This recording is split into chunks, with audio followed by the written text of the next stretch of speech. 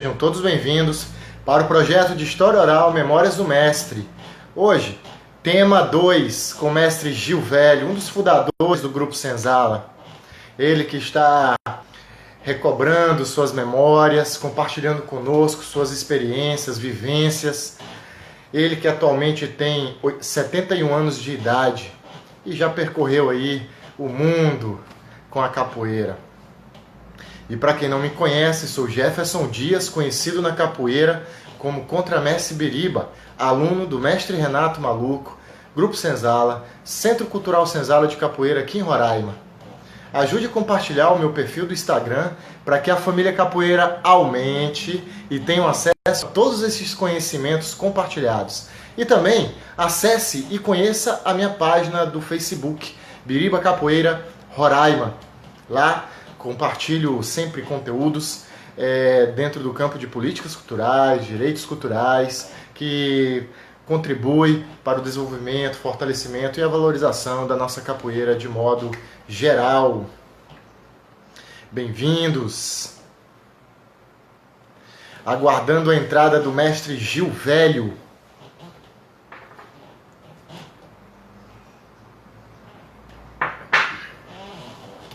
O projeto Memórias do Mestre, História Oral Memórias do Mestre, tem como principal objetivo resgatar suas memórias, seja enquanto indivíduo, capoeirista, conhecer certas nuances além e aquém da capoeira, trazendo reflexões normalmente mais profundas, com a qual estão envolvidos memórias afetivas, memórias de dor, memórias de alegria e diversas memórias. Então nossa intenção é essa. Compartilhe no direct de vocês para que a família capoeira aumente, independente de bandeira e marca.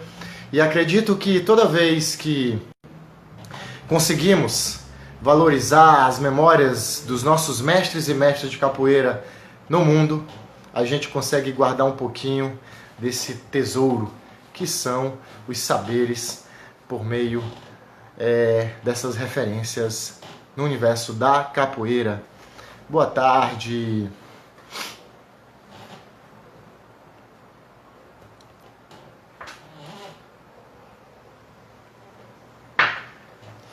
Os vídeos, todas as lives ficam salvas ao final no meu perfil do Instagram, dentro do IGTV, e podem assistir a qualquer tempo, compartilhar. Não esqueça de citar também sobre o projeto, que isso é muito importante, gerando todos os créditos, porque a nossa ideia aqui é compartilhar conhecimento.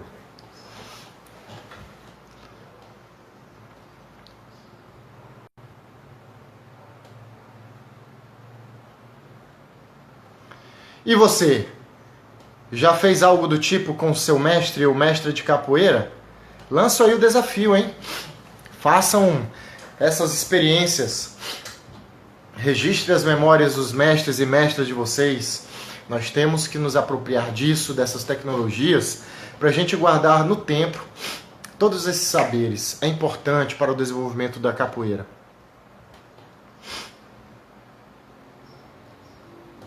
Vamos reconhecer o hoje. Não deixar de fazer essas coisas apenas quando há passagem para o outro plano espiritual, né?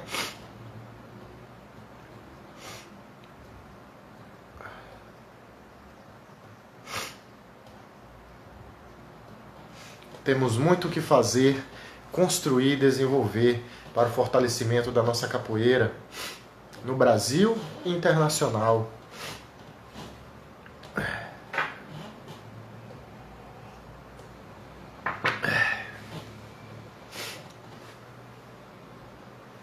Ainda mais nesse momento que estamos vivendo, que essa pandemia mundial ocasionada pelo Covid-19, já perdemos baluartes da nossa capoeira, perdido diversos colegas neste cenário, familiares, né?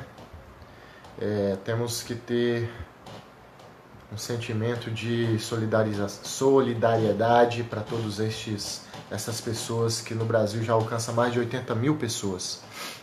Bem-vindos, família. Aguardando a entrada do mestre Gil Velho.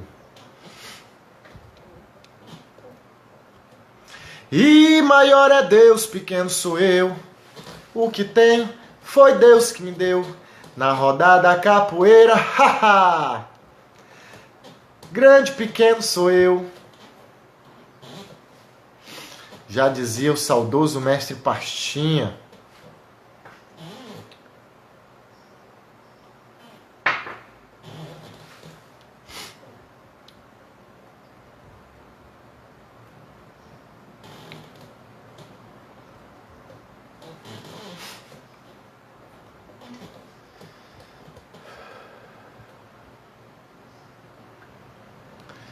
Hey, hey, hey, hey, oh, oh, oh, oh.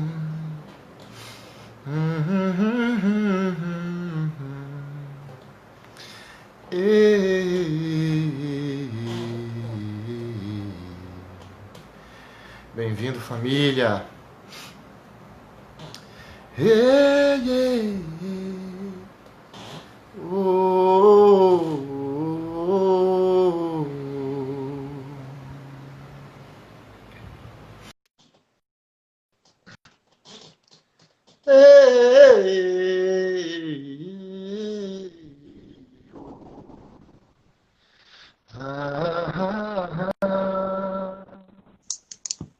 Chegou.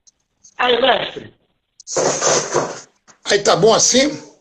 Tá ótimo. Melhor agora que estou lhe vendo. Queria estar aí pertinho para lhe dar aquele abraço. Mas sinta-se abraçado assim mesmo.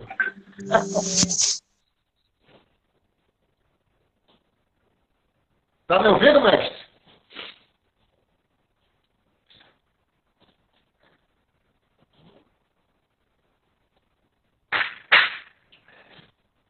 Mestre, câmbio.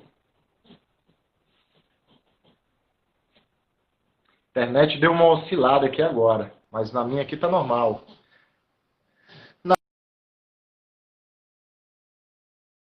Faz a capoeira na boca do gunga. É que eu jogo, é que eu canto, é que eu toco o meu berimbau na boca. E vamos brincando, enquanto o mestre se estabiliza.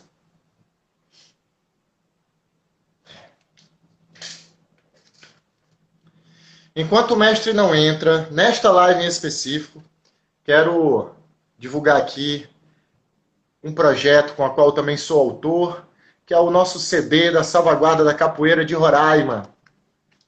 Neste CD tem músicas de todos os grupos de capoeira aqui de Roraima, músicas autorais. Foi executado por meio de uma verba do IFAM, que conseguimos, e foi para todo o Brasil. Quem quiser, compartilha aí o nosso perfil e vou fazer um sorteio em breve aí do nosso CD da Capoeira de Roraima. Pronto. Ei, mestre, estabilizou? Sinta-se abraçado, mestrão. Ei, mestre, eu quero começar um pouco diferente hoje. Como o senhor bem sabe, aqui em Roraima, né, a gente produz muito material, né, para capoeira. E este aqui é o meu CD, que eu falo meu porque tem músicas minhas, é o CD da Salvaguarda da Capoeira de Roraima. E foi feito por meio de um recurso de verba federal do IFAM. E tem músicas de quase todos os grupos de capoeira, só ficou um de fora, músicas autorais, que mostram a nossa identidade aqui em Roraima. E é gratuito. Quem quiser aí pode mandar um direct aí para mim, que a gente vê a possibilidade de enviar também para o Brasil. E aí, mestre, por que eu estou falando isso, né? Além de ser um merchandising, mas aqui tem uma música minha, olha que legal, aqui tem um encarte, olha o segredo aqui do CD aqui, ó. Aqui dentro tem um encarte, que eu já tirei. Lá dentro tem um encarte, e nesse encarte tem uma das minhas músicas, chamado Na Beira do Cais.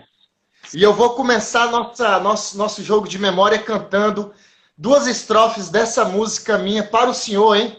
Que tem a ver com o nosso trabalho. Ótimo. A música Na Beira do Cais é assim. Estava sentado na beira do cais, ouvindo histórias que não voltam mais, que falavam de negros escravos e dos maltratos do capataz. Auê, auê, lelele, auê, auê, lele, auê, auê, sinhá. Tocava o berimbau para relembrar que milhares de escravos aqui veio parar, trazidos de Angola, Guiné e Moçambique, para servir ao senhor e sinhá. Auê, auê, lelele, auê, auê, lele, auê, auê, sinhá. O velho mestre dizia ao cantar que em seu sangue o negro foi parar. Seu corpo sentia só em pensar no que, mestre? Na palavra escravizar. Auê, auê, lelele. Chegaram muitos escravos no Brasil, nos tumbeiros navios negreiros, desembarcados para trabalhar. Aonde, mestre? Nas canavieiras e bandas de cá. Auê, auê, lelele. A capoeira surgiu desse negro, o baião, o coque, o samba de roda, ia. Transformou nossa cultura. Que cultura, mestre? Nossa cultura brasileira. Auê, auê, lelele. Então é isso, mestre. Nós temos que sentar na beira do cais, ouvir histórias que não voltam mais, principalmente, mestre, dos velhos mestres, como o senhor, que tem uma vivência incrível, com perspectivas orgânicas e cheio de experimentações, né? E já passa a palavra para o senhor fazer as suas considerações iniciais e vamos embora. Bom, na verdade, na nossa última live, né? Nós paramos mais ou menos na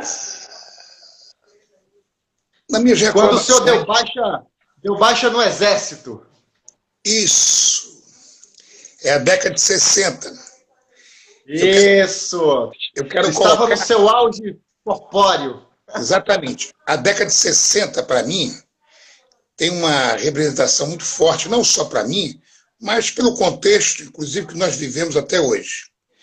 Ela foi uma época de grandes mudanças, não só no Brasil, mas no mundo, e que, na verdade, essas mudanças, elas vão refletir, inclusive, nessa coisa da visibilidade do Grupo Senzala. Na verdade, foi um acaso. Um acaso de encontros, né, mestre? Hã? Um acaso de encontros, né? É, um acaso de encontro, porque o Senzala está com aquele grupo de jovens, fazendo um desenho que eu chamo até, vou usar a palavra que eu gosto de falar, orgânico, em termos do movimento, da construção, da comunicação gestual do que nós achávamos que a capoeira fazia. Está entendendo? E nós estamos atualmente no epicentro desse grande movimento contracultural que tem no mundo todo, que é exatamente musical, Mestre, questão de ordem, desculpa, mas é porque é o Mestre Touro. O Mestre Touro está lhe mandando um abraço aí no Rio de Janeiro. Manda o outro de quebrar costela para ele. Ele acabou de falar que está mandando um abraço de quebrar sua costela. Obrigado, Mestre Touro, pela cantiga. Obrigado, Lu. Paz e luz ao senhor, hein? Exatamente. O Touro Velho é um desses ícones dessa época. Na live que eu fiz com o Mestre Tony Vargas, ele citou muito as memórias do Mestre Touro. Fiquei muito feliz. Porque o Touro tem uma grande influência, inclusive, no início do Tony. Tá entendendo? Isso, é. O Touro é um grande representante da capoeira dessa época que eu estou falando. Eu estou falando da minha história, mas o Touro estava nesse momento também construindo da mesma forma o grupo dele. que é um grupo liberto, que eles...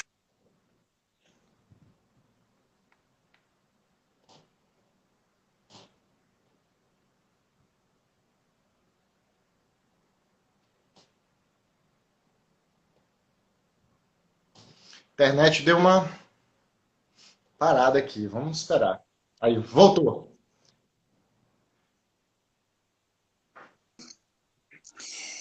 Esse grande movimento, exatamente, ele remexe, inclusive, no presente, ele tem uma grande coisa, porque é o seguinte, nós estamos iniciando uma década que é a mesma de 60 que eu estou percebendo, em termos de mudanças estruturais. Agora, 2020?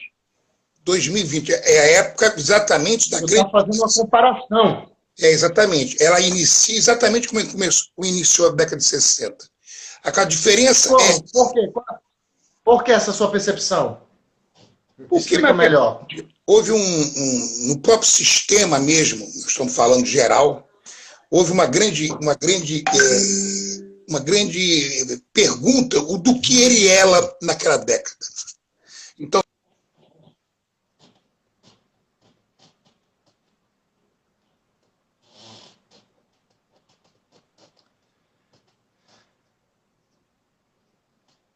golpe, é isso mesmo, Rubens. Concordo também, Rubens. Golpe. O golpe militar de 1964 foi terrível.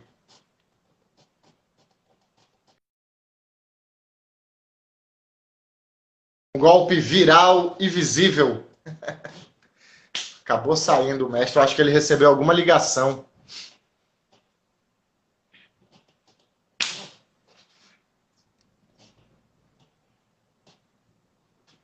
Então, família Capoeira, enquanto o mestre não entra aí, aqui é o CD da Salvaguarda, aqui é o livro do mapeamento da capoeira de Roraima, que eu também sou autor, e aqui é o livro que conta a história da capoeira de Roraima, que eu também sou autor e organizador. Todos esses arquivos têm gratuito de forma digital e eu posso compartilhar para vocês que se interessam. Também foi executado com recurso que a Salvaguarda, o Comitê de Estudo de Salvaguarda aqui de Roraima conseguiu, foi quase 100 mil reais, e a gente passou 2 anos para executar, né? E esse livro em alta qualidade, como o livreto e o CD, foi distribuído de forma gratuita para todo o Brasil. Então, as superintendências do IFAM do Brasil inteiro têm cópia desse material, vocês também podem procurar nas superintendências. Mestre, o senhor recebeu uma ligação, foi? Foi, eu recebi a ligação, tirei a ligação. Mas então, como é que eu faço aqui? Eu aprendi um segredo 2 vezes aqui, aí pediu porque o Instagram parou de funcionar, aí eu voltei funcionando de novo. Eu aprendi um segredo que eu coloco meu celular em modo avião, habilito o Wi-Fi de novo e aí ninguém consegue me ligar e eu faço a live tranquilamente. Nosso próximo encontro você já faz isso. Eu vou fazer daqui a pouco de novo. Porque normalmente os pestinhas aqui botam em modo avião, entendeu?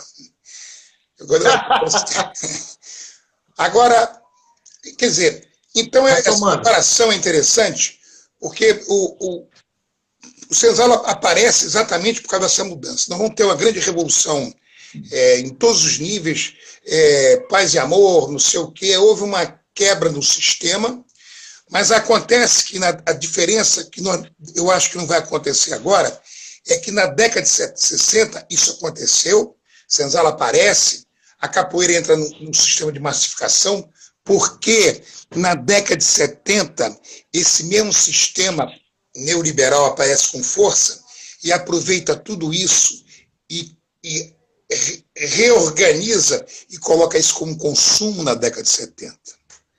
Então o cara parecia cabeludo, de calça não sei o quê, livre, liberdade. Eu ainda tenho, ó.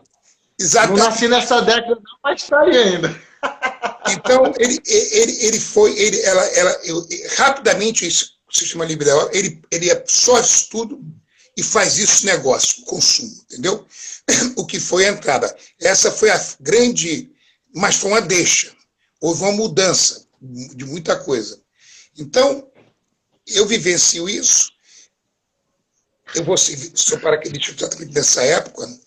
Essa época é exatamente a época que o touro que aparece, touro e vários outros são meus contemporâneos dessa fase inicial e da grande construção da capoeira carioca. A capoeira carioca é construída exatamente nessa fase. Está me entendendo? O senhor tinha 20 anos, né? 22 anos em 60? Eu tenho na década de 60, na verdade, em 65, eu tenho 17 anos. Ok. 65, 17 anos. 16 para 17 anos. E sirvo o exército com... Não, aliás, 66 eu tenho 17 anos. E eu sirvo o exército com 17 anos porque eu dei aquele golpe no meu pai e fui fazer paraquedismo sem ele saber. Isso. Essa é a grande época. Está entendendo? Houve uma transformação. E na capoeira houve a mesma coisa. A capoeira se liberta, mas ela vai caminhar para um desenho até que nós participamos. O Senzala tem muita contribuição nesse desenho que vai levar a capoeira dos anos 70 à sua massificação, o seu engessamento, entendeu? E só vai começar a se liberar nos anos 90 em diante. Está me entendendo? Mas é porque o quê? A capoeira entra para o sistema, faz ela se massificar, mas ela perde uma série de coisas que basicamente você tem, aí cria-se, dão ênfase aos fundamentos, dão ênfase a um monte de mentira, entendeu? Quando, na verdade, quem constrói a capoeira era o indivíduo capoeira. E nesse meio todo, mestre, nesse jogo todo em 65, 66, o senhor teve contato com os amigos, né, que é ao início ali do grupo, né? Como é que estava o senhor enquanto indivíduo nessa reformulação da capoeiragem carioca, dentro também dessa perspectiva de relacionamento com os outros, né? Que iniciaram esse movimento do grupo? Exatamente. O que aconteceu é o seguinte, foi uma época interessante, porque o grupo, e eu acho que, de uma forma geral, as pessoas envolvidas com a capoeira, estavam vivendo simplesmente a capoeira. Você me entende?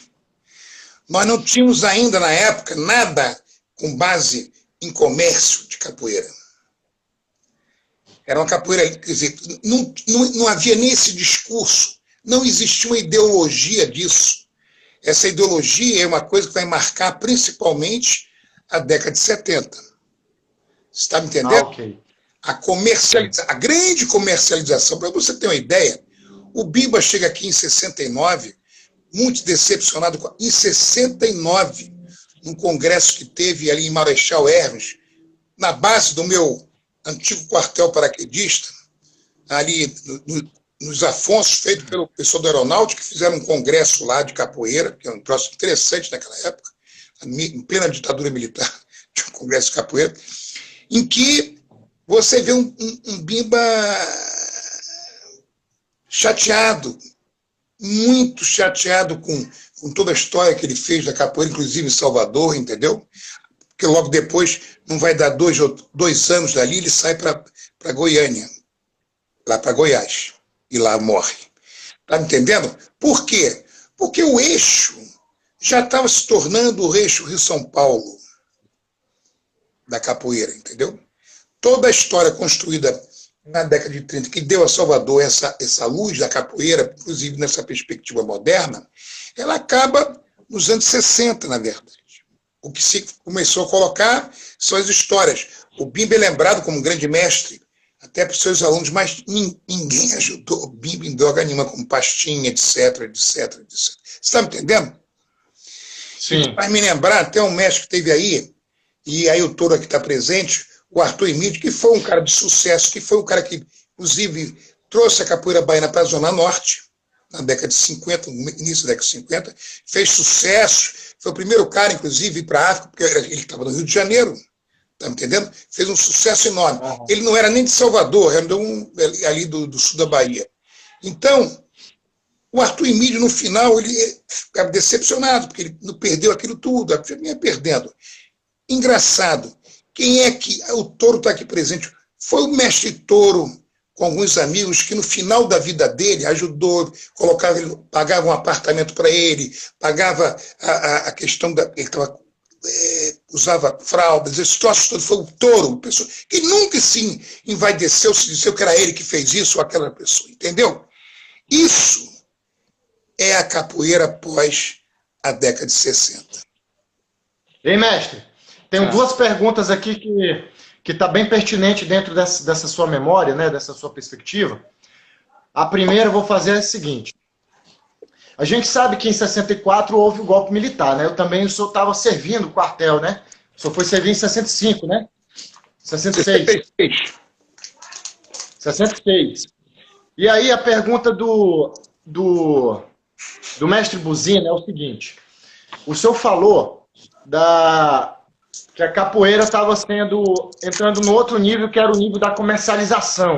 Ok. Segundo o mestre Buzina, a pergunta dele, né? Essa massificação da capoeira que o senhor está falando, dessa forma sistemática de organização, que vai... né, não se dá por conta de uma conquista de espaços em todos os âmbitos da sociedade? Também não foi necessário isso? Né? Essa coisa de organizar para depois massificar e levar a capoeira em outros locais que não acontecia, porque a capoeira era crime, né? Era considerado... uma atividade criminosa.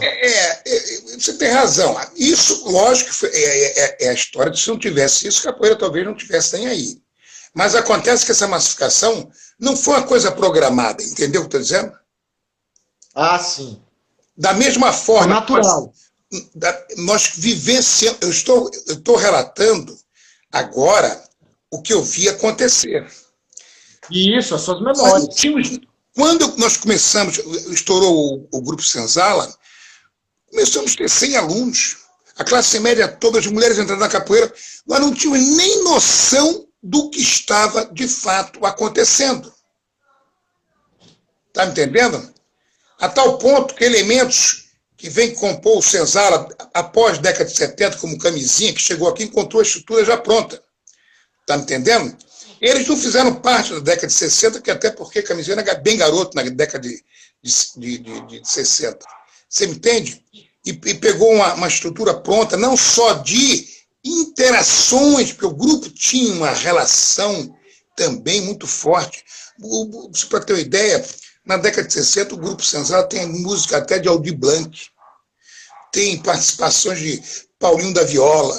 Você tem toda uma estrutura produzida por relações, porque é um grupo, de certa forma, que tinha uma elite, porra, nas interações, está me entendendo?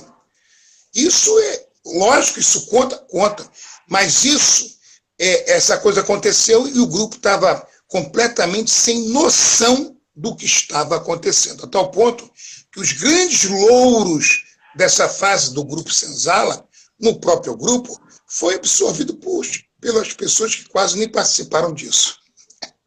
Está me entendendo? Porque foi uma fase, por exemplo, que eu, meu irmão Gato, estamos saindo pelo Brasil trabalhando, entendeu? A capoeira continua, porque aí ele falou, não, a capoeira quem dá aula, não, a capoeira é do capoeira. Não é do cara que vive de capoeira exclusivamente. O cara que vive de capoeira é capoeira igual que o que não vive, entendeu o que eu estou dizendo? Sim. Não é você dar aula e viver da capoeira que você é um cara pelando. Pelo contrário, você é um profissional. São outros 500. Mas levou à esfera da profissionalização da capoeira, que hoje está muito mais regulamentada organicamente, falando, do que no passado. Entendeu? Porque houve, nessa fase de crescimento, provavelmente houve uma disputa monstruosa. Essa disputa era comercial, basicamente. Entendeu? E, mestre, com base nessa sua última reflexão, né, que hoje a capoeira organicamente está mais organizada, aí eu vou pegar aqui a pergunta do Flávio, que eu também tenho, eu acho que tem muita pertinência, que é assim, ele fala assim, nesse mosaico sociopolítico, a capoeira é usada pelo sistema. Eu acho que esse sistema que ele quer falar Estado, essa forma de organização de grupos, enfim. O que tem hoje na prática hierárquica da capoeira que se assemelha à forma de dominação dos anos de 1964, que era outro período, né? Que era esse período que o senhor estava vivenciando ali mesmo, com 15 a 6 anos, e tinha uma ideia. O que o senhor pode falar disso, enquanto memória? A capoeira de 64, da década de 60, ela vive, ela entra exatamente, aí que está aquela coisa que nós estávamos discutindo ontem, a patrimonialidade imaterial do próprio grupo e da capoeira, pelo menos no Rio de Janeiro.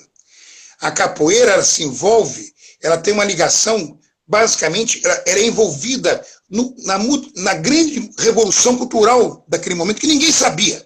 Não tinha, eu faço parte, não tinha, estavam vivenciando. É a coisa orgânica da coisa, dessa relação, entendeu?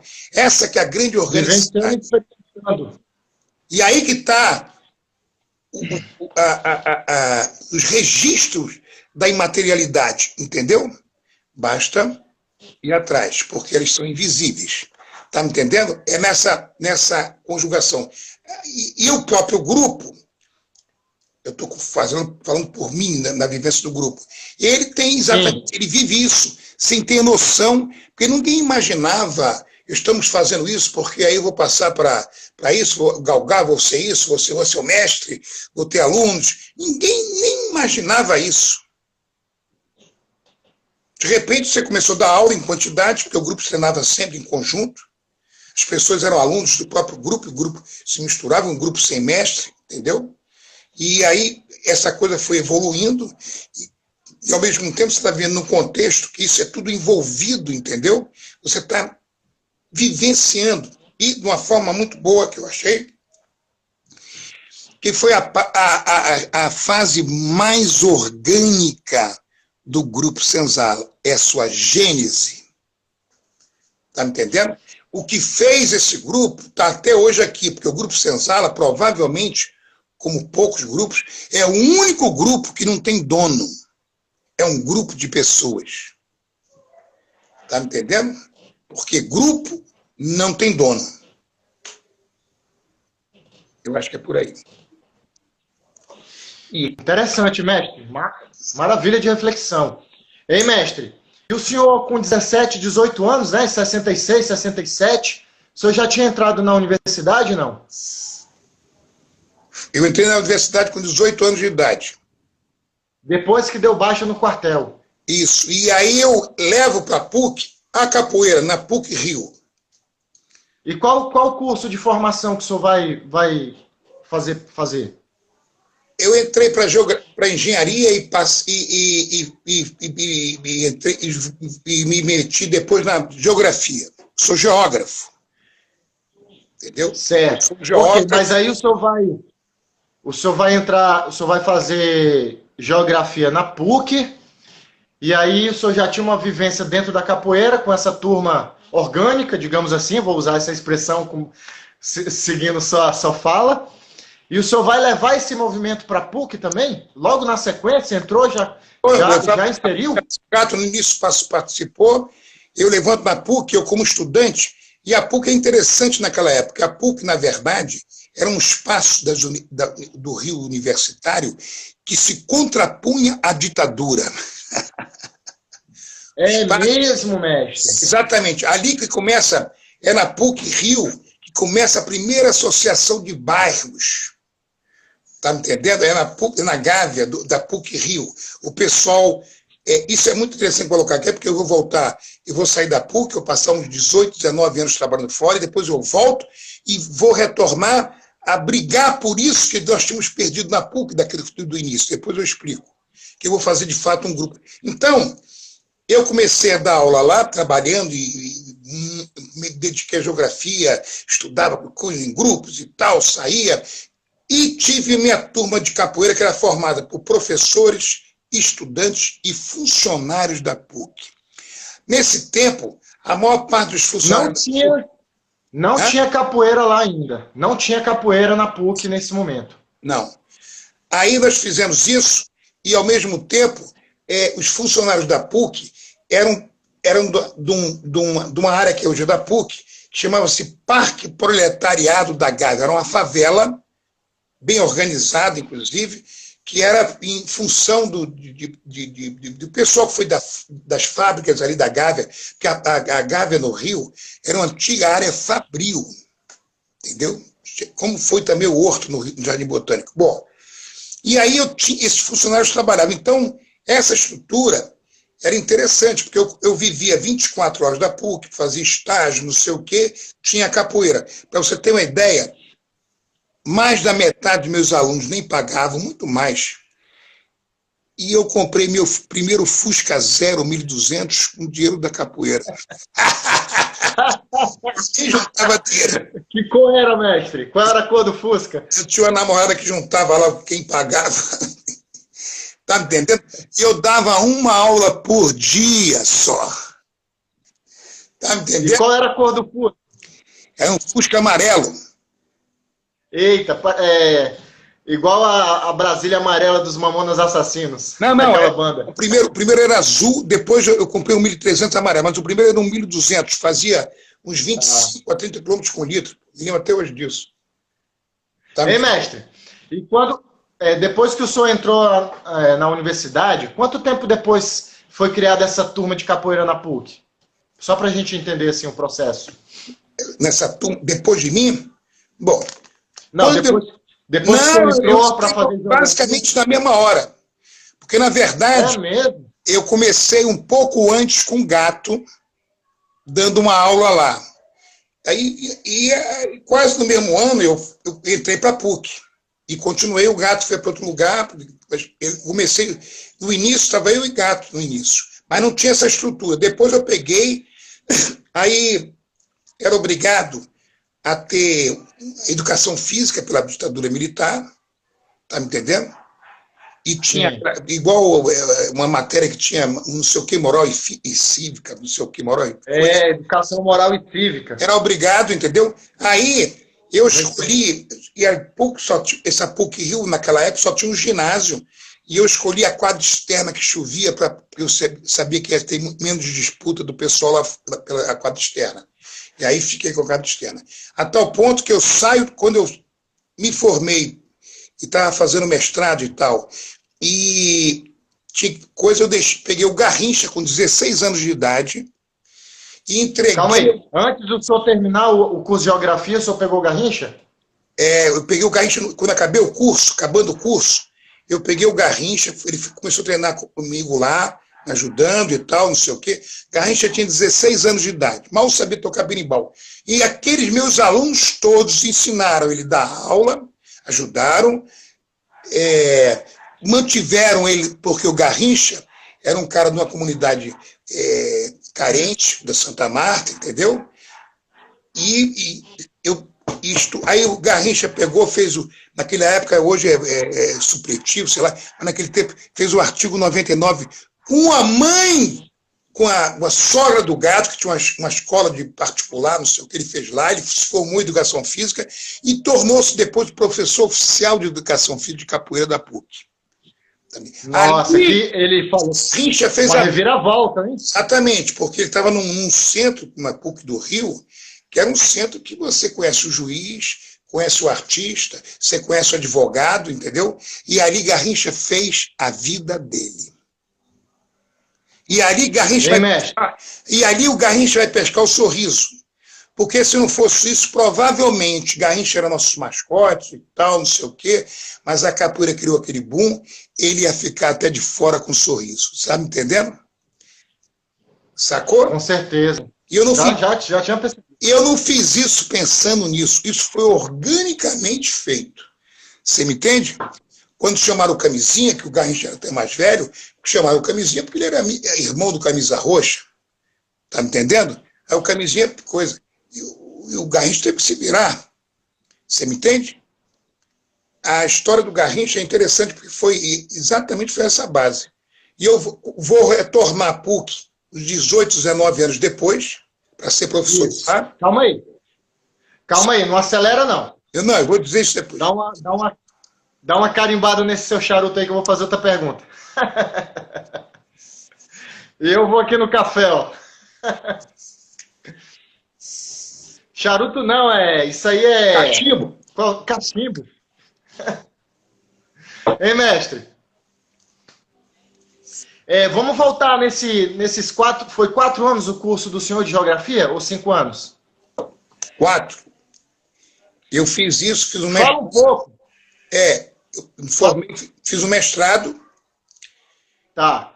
Mas eu gostaria de entender como é que foi esses 4 anos de curso de geografia na PUC junto com a capoeira e esse movimento. Me fala dos eventos que o senhor chegou a fazer, como é que eram os treinos. Eu quero saber os detalhes, mestre. Então, aí, na verdade, quando começou exatamente o grande desenho do Cesar, inclusive de aulas e tal, o Tony mesmo outro dia citou que eu fui um dos caras que organizei uma aula que se dava para 100 pessoas, 50 pessoas com movimentos e tal, não sei o quê, papapá.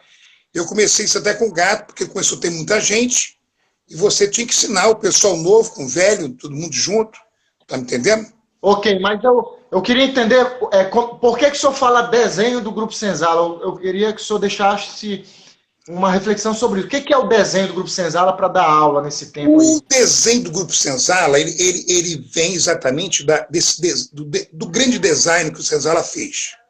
Tá? Antes da sistematização do desenho que o Senzala... O que seria o desenho Senzala? O desenho Senzala é exatamente a interpretação que todos do grupo fizeram em vários momentos, sobre a comunicação gestual da capoeira. O que eu chamo de comunicação gestual?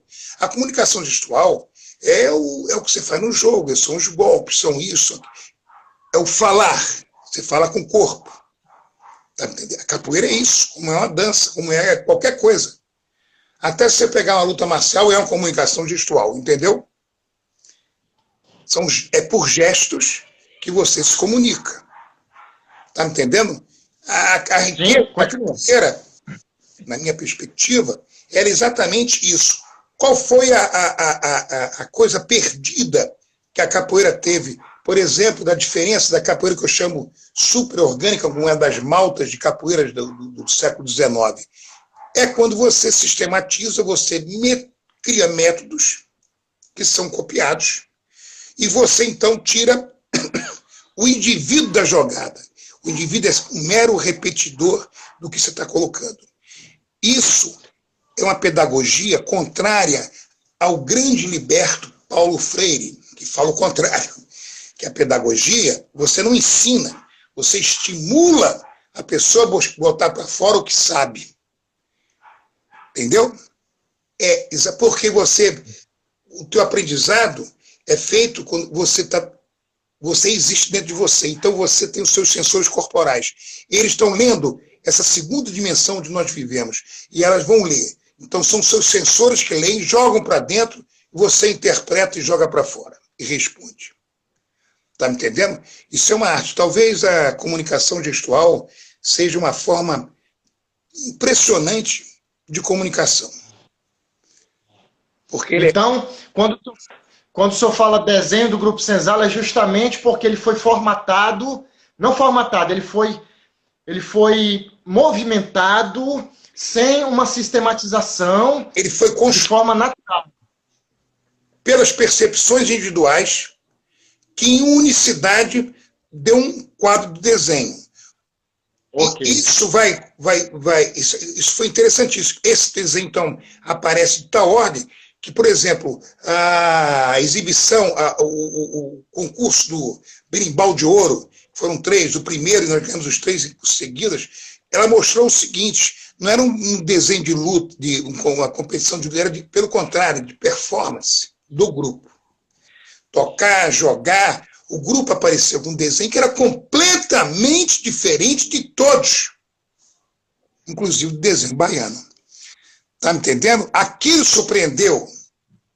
Está me entendendo? Por isso que ele ganhou as 3 vezes. Então, esse desenho, que está na patrimonialidade imaterial do Grupo Senzala e da capoeira carioca.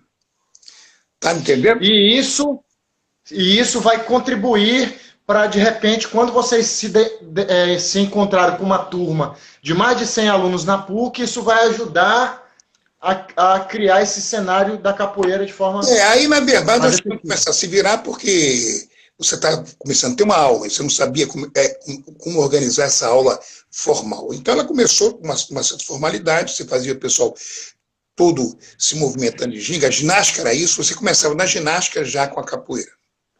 Os movimentos, esquentando, bababá, você não perdia tempo para fazer ginástica, como nós fazíamos antes, não sei o quê. Ela começou a ser uma dinâmica, tá? Que era a aula. Mas acontece que isso, com o tempo, ela foi se padronizando. Tá me entendendo? Aí você começou a padronização ao ponto de você ter um movimento, que eu diria, final dos anos 80, 90, ficou uma coisa de tão padrão que você não sabia a diferença de um para outro, porque era tudo igual. Ok, mestre. Mas retoma lá os 4 anos da PUC. Como é que foi essa movimentação capoeira? 4 anos, e ao mesmo tempo você está vivendo. Olha, você tem que ver o seguinte: eu não vivia a capoeira numa redoma, entendeu? Porque muita gente fala de capoeira e fala que a capoeira fosse uma coisa desassociada à realidade. Então a capoeira está recebendo, através dos seus integrantes, as informações do próprio contexto cultural, daquele momento do contexto cultural. E aí ela vai recebendo isso e vai tendo uma dinâmica maior, até de comunicação, entendeu? Porque a PUC Pode falar. Continua mais espaços disso, mas tem outros. Porque o grupo continuava nesse tempo todinho ainda juntos, no Cosme Velho, depois ainda teve um bom tempo na associação dos servidores civis ali do Carecão, no Rio, em Botafogo, que, na verdade, manteve o grupo, não tanto como estava no Corre Velho, que treinava junto ainda, e tinha as rodas, e treinava domingo, mas a associação manteve o grupo com roda. A partir da associação é que o grupo dá uma fragmentada grande, que vai ser reconstruída a partir dos anos 90. O senhor chegou a fazer eventos na PUC de capoeira? Chegamos, vários. Como é que era? Como é que era a receptividade do público da faculdade? Nós, naquela época, uma exibição, né? Ou participava de festa da PUC, entendeu? Participava. E, na verdade, nesse mesmo inteirinho, para você ver que nós estávamos lá, o Senzala se apresenta com show, por exemplo, no Teatro Municipal, um show de 1 hora. Você hoje no Teatro Municipal você não consegue fazer nada. É dificilmente capaz. É verdade. Era um show de capoeira. A Sara Cecília Meirelles no Rio. São espaços. E o Senzala ocupou isso naquela época. Entendeu? E a tal ponto que eu vi essas coisas do nosso show, que nós tiramos muita coisa da estrutura de show que o Bimba fazia, os alunos do Bimba faziam. Na verdade, era o Vem Camará, que chega aqui em 64 com acordeon, o Onça, o Camisa Roxa, tá me entendendo? E uma turma, e o pessoal sempre trouxeram. E nós começamos a fazer show, vivíamos de show, eram chamados para fazer show em todo quanto é lugar, me lembro disso. Ganhava tanto quanto você chegava no show, você ganhava uma fortuna. O Rafael dividia aquilo tudo, entendeu? Então nós tivemos na sala de Cecília Meirelles, com dança afro, não sei o quê, e tinha pessoas que não eram Dominguinhos Ferreira, tinha um monte de gente participando disso. Para você dar um show de 1h30 ou 2 horas, quase 1h30, no Municipal, não é para qualquer um, não, meu amigo. Não. Cecília Meirelles, entendeu? Então você vai vendo o nível do troço. Participar de programa de televisão, como indo para São Paulo, como a Hebe Camargo, isso tudo nessa época. Ei, mestre. Quero registrar aqui a presença do mestre Garrincha. Saudações, mestre. Garrincha velho. Garrincha velho. Então o grupo ali, ele teve uma... Isso não era uma coisa programada, entendeu? Discutida, isso tudo do acaso. Foi uma época de uma alta criatividade, entendeu? E riquíssima, que eu quero dizer, riquíssima. Não só... O mestre Garrincha está mandando um axé para o senhor. Hein, mestre? Eu acho que a sua esposa também entrou aí, o Mujica Velho. No perfil do Mujica Velho. Porque eu pedi para entrar, porque se falasse ela está olhando. Ela tá... A mulher do mestre Toro mandou um beijo. Manda um beijo para a Lu, do mestre Toro. Manda um beijo para o mestre Toro da Lu, do Toro. Do mestre Toro, que ela mandou um beijo. Manda o senhor. Eu já mandei o meu. Hein, mestre? Olha só. Eu queria entender um pouco mais de riqueza de memória sobre essa formatação para poder ministrar aula numa universidade, logo pós o golpe de 64, no seu início enquanto estudante, em quais aspectos? Como é que era o ritual da capoeira? Quantos birimbaus eram utilizados? Como é que eram as rodas? Como é que era o treino, o início, o meio, o fim? Olha, como é que era essa coisa? Isso que eu quero te explicar. Não existia essa história de birimbau, de 3 ou 4. Isso foi uma coisa pós meados de 70 em diante. Tá? Ok. Que aí foi orquestrado, isso vou contar um pouco mais tarde, inclusive eu conto a própria introdução do próprio Moraes, no Rio de Janeiro, e a relação do Senzala no seu desenho da capoeira mãe. Tá me entendendo? Isso mais para frente. O que eu quero dizer é o seguinte, não existia isso. Era um birimbau tocando, podia ter 2, 3, mas normalmente era um birimbau. Lógico, no show você fazia 1, 2, 3 birimbais, entendeu?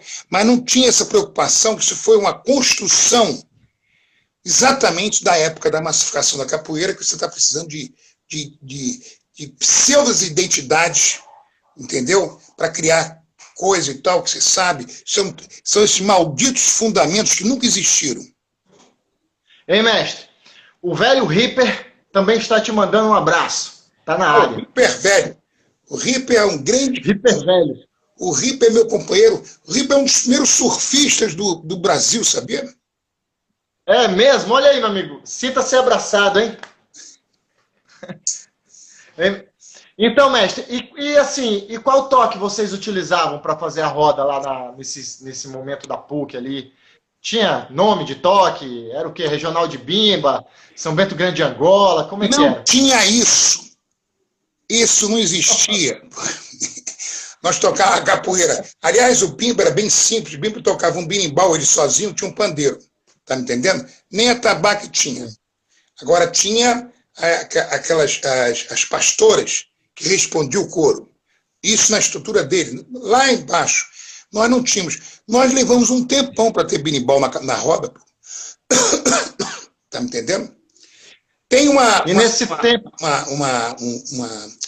tem um registro de um documentário alemão do Carnaval de 67, onde o Garrincha, exatamente, Garrincha, aparece pequenininho com um sorriso e tal, porque o Garrincha é um dos fundadores. O Garrincha está desde o início com um sorriso. Hoje, vivo, só tenho eu, Garrincha, Sorriso, Gato e o Paulo Flores. Eu tive a satisfação já de registrar as memórias do mestre Garrincha, do mestre Sorriso. Então, muito legal, muito comovente também, de onde eles vieram. Exatamente. O Garrincha sabe muito bem disso. Então, nessa coisa aparece eles no vídeo, um vídeo, pô, você já imaginou um vídeo desse aí? E tem mais um garoto que eu acho que é Paulinho Godoy, eu acho que o Garrincha sabe o nome. E aí, esse vídeo era um vídeo de quarta-feira de cinza, tá entendendo? Era isso na antiga terreiro da comunidade da Catacumba, na favela que tinha ali, onde hoje é um lugar nobre, florestaram, tiraram o pessoal todo, entendeu? Mestre, questão de ordem. Quero registrar a presença do mestre Gato, seu irmão. Nosso mestre. Gato velho. Mestre Gato velho.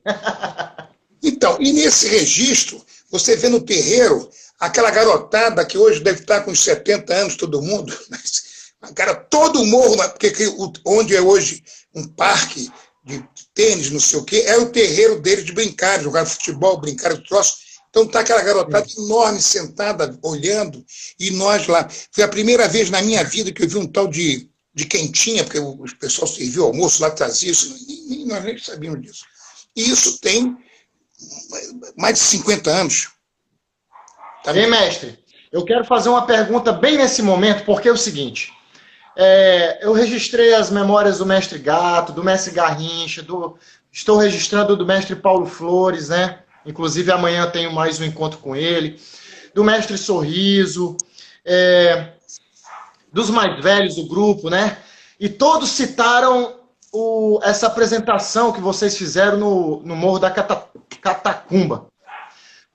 E eu não fiz essa pergunta para nenhum deles, mas eu vou fazer para o senhor.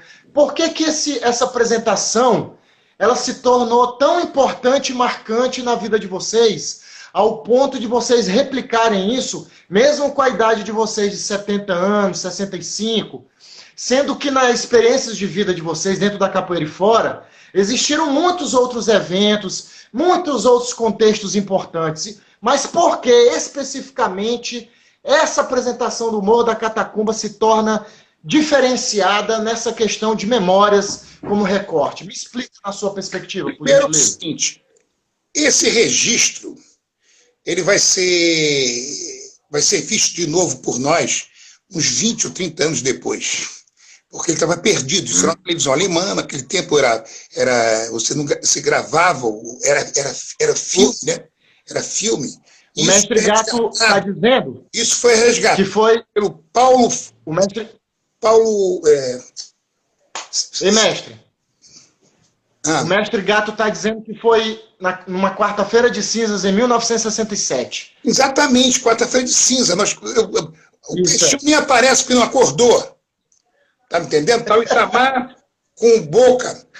O Itamar tocando berimbau, o Boca tocando atabaque. Aí no fundo tem eles contrataram um pessoal gozado lá, fazia como fosse malandro, as mulheres, que eu inclusive faço encenação como se fosse a mulher do gato, e a mulher era minha, o gato veio, aí tem um jogo da faca que nós fazemos, vai para cair no chão, essa encenação.